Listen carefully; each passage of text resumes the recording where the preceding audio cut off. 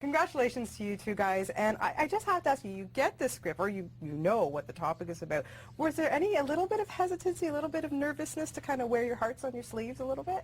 I was just excited to be part of such a great cast of people. I really wanted to work. I've never worked with Drew. I've met her socially, but I just always wanted to work with her. I've been a big fan of hers, and I was excited to work for her, and I thought that it was great that all of the characters were just kind of unapologetically themselves, and not a sort of a cliche of the romantic comedy genre. I liked that it was real and it was really funny, and I just thought it was all around a good package, a sweet deal. So. Relatable. It's a fresh sort of approach to a comedy slash romantic comedy slash dramedy. Ooh, I like that. Ooh. And I liked that. And really, the character was what got me going. Because I came onto it pretty early, and the only one attached was Drew, because she was producing it. Yeah. I just thought that Ben was... I definitely thought, because I'd played an asshole in the bad guy in Wedding Crashers, I thought, am I playing another bad guy? But I thought that was more the challenge of, like, that he's... to humanize him, you know, because it's certainly in the script that you see why he does the things that he does, exactly. You know, and his shortcomings. Yeah, I mean, you can't forgive him, but in a way you can relate, yeah. understand him. Yeah, yeah, yeah, totally see where he's going in a way. That's the hope, you know what I mean? Yeah, you know, like you say, these characters, every single one of them are relatable. Did you guys find that you saw yourself in almost every single person a little bit? Definitely. Yeah. I think that you can kind of, each one of these characters, you've sort of been in a position in some part of your dating Certainly career. been Jenny Goodwin waiting for the phone, for sure, or the text. Yeah, I mean, who hasn't and then, like, been debating not trying to worry, but then you know you are. Okay, yeah. So why are we all clingy? Like, why, even though we don't want to admit it, but say there's that one person that you're just trying to phone and that person's either ignoring you or whatever, but why do we cling on sometimes? It's different reasons at different times for different people, I think. You know, whether you want to legitimize your own life or your well-being, or you feel alone, or, you know, I think it's always different reasons. There's some sort of hole you need to fill.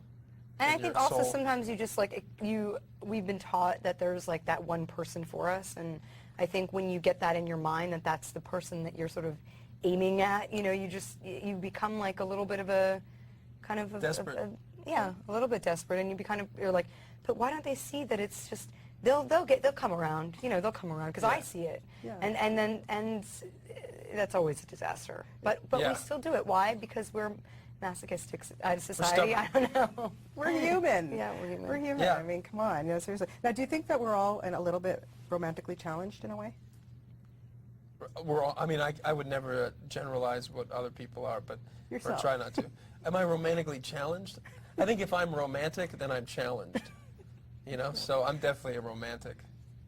Because nobody's perfect. Yeah. You know? That's right. Yeah. Yeah, I don't know. I think that some people just, it depends. Some people just have incredible luck in love, and they meet their partner, and they've been together 35 years, and they're still madly in love with that person, and they've been through ups and downs and everything, but they're completely devoted. And then other people just never really meet the right person for them. As some people are stuck in relationships with the wrong person, or, you know, kind of feel like they missed the boat. And I don't know. I mean, relationships are so complicated. Yeah, exactly. And do you find also as you get older, it's maybe, I don't want to say it's not as important, but you kind of set your priorities as to what becomes important in your life? Absolutely, yeah. And that's the goal, hopefully, yeah. Yeah, like, you know, you don't sit by that phone, maybe not as Exactly, much, and yeah. move on to what's more important, maybe. Certainly the times in my life where I've been more at ease with myself, you know, intimacy has been much easier. Because, you know, you're not looking at to substitute other things in your life. Mm-hmm. Think back on your first crush. Do you remember it and how you handled that rejection? My first crush, I mean, one of my first really real crushes, I had a crush on a friend of mine when I was, like, probably 13. And, Sarah? You wish. And he was kind of not, he was like a friend, and he was kind of leading me on, and blah, blah, blah. He was leading you on? He was a little bit leading me on. Was he yeah. older? He was like a couple years older or something. And I don't know how I dealt with it. I think I just got distracted by somebody else. Yeah. Eventually, like, I was just kind of like, all right, like, this is kind of petering out, and then, like, somebody else came along that was into me, and then I ended up having a boyfriend for 2 years at that point. But I just kind of like, I guess eventually realized that it was like not really, that he wasn't into me, I guess. How about you? Any girl Yeah, the that you whole were just string. pining over? Yeah, a whole string of it. Full string of it. Yeah, from like pre-K. So how did you handle the rejection? A lot of self-loathing. And therapy. Tons Many of hours on the therapy. couch. Yeah. Many hours on the couch. Do you ever remember like practicing kissing and stuff like that? Oh, I was yeah. talking to somebody Yeah. earlier. Okay, so a man was sitting here, and he was interviewing us. I and was here. said, I was right there. The Yeah. pillow thing. Yeah, and he said, I said to him, oh, you know when you practice on your pillow? And he was like, practice on your pillow? Look, if I and knew Bradley that, I was like, would've. practice on your pillow. And I was like, yeah, practice on your pillow. And they're like, well, how do you do that? You take the pillow. And I said, so girls know what I'm talking about, right? Like the practice on the pillow, the back of your hand type of thing. Oh, yeah. Okay, I'm not a freak. No, Girls I would do it. Yeah. I Don't think guys do that do kind of too. stuff? No, we'd like practice with each other. You know, just like that kind of stuff. For No, I many, never many years. Yeah, just hey guys, you He's want to still just figure out how to practicing. kiss? Yeah, we just get together and play football and kiss each other. I'm sure there's a lot of people out there who'd want to practice with you, Bradley. Yeah. Yeah. Let's I'm sure do- there's a lot of men out there that would want to practice. Here we go. Yeah, there you Let's go. do this. My dentist, for one, actually. So you're still in the honeymoon stage. Everything going okay with our Canadian dude, Ryan Reynolds? I think so. Yeah, it's all I good. think so, yes. Yes. It's very nice.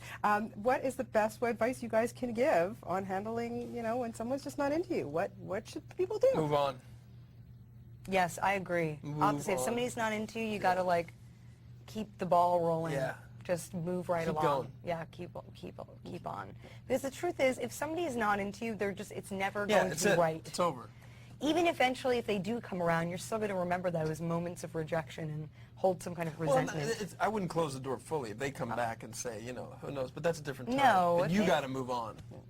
No, I think that if the person comes back and they were really not into you and now they are all of a sudden, I feel like it's not to say to close the door. I don't know, I guess every circumstance is different, but sometimes I think you hold a lot of resentment. Well, it depends. Yeah, but you got to let it go. Because what if they're like, they were dealing with something in their life and you have a real connection? Because you obviously had a real connection because you were upset when they weren't that Is not this that happening into to you now? It could be happening today. I think today's junket is perfect therapy. Don't you guys think so? I My feel a gosh. lot. I'm healed. Congratulations. You guys are fantastic. Thank you. Nice talking to you. You too. Bye-bye.